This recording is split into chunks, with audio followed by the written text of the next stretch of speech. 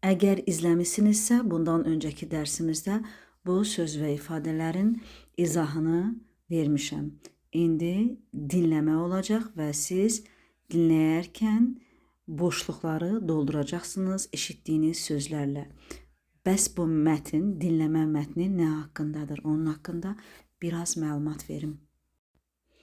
Mətn ingilis dilində danışarkən donub qalmaq problemini izah edir.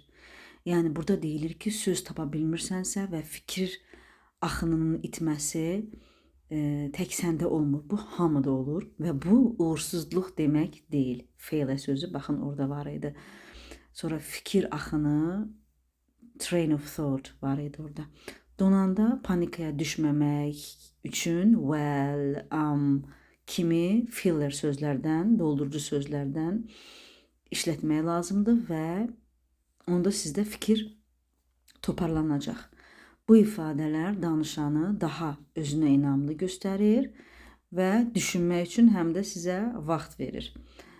Danışarkən donmağın əsas səbəbləri beynin tərcümə etməsi və ümumiyyətlə bu dildə sizin az danışmağınızdan asılıdır. Bəs bu problemi necə həll edək? Çoxlu dinləmə tapşırıqları edək. İndi sizə göstərdiyim kimi daha çox danışaq və daha çox oxuyaq. Freeze when speaking English. Here's what to do. When you're learning a language, there are times when it feels like your mouth and your brain aren't working together.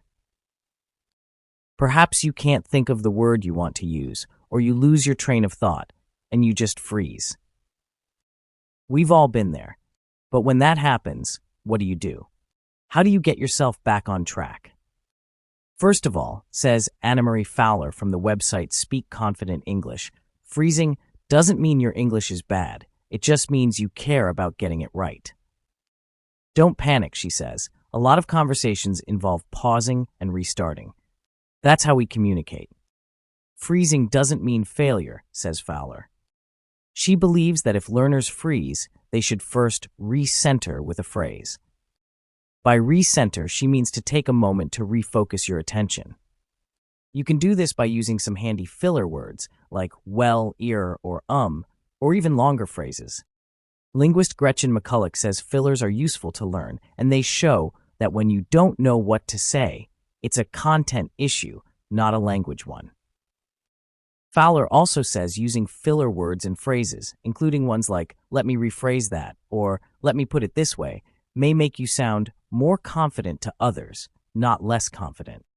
These phrases also give you time to think about what you want to say next, so learning some of them could be really useful. But there are also ways to help you to avoid freezing in the first place, or to make it less likely to happen. Dan from the website BritSpeak says it may be that you're busy translating thoughts in your head from your own language to English. This can slow you down, but it's hard to get out of this habit. It may be that the only remedy is to practice speaking some more.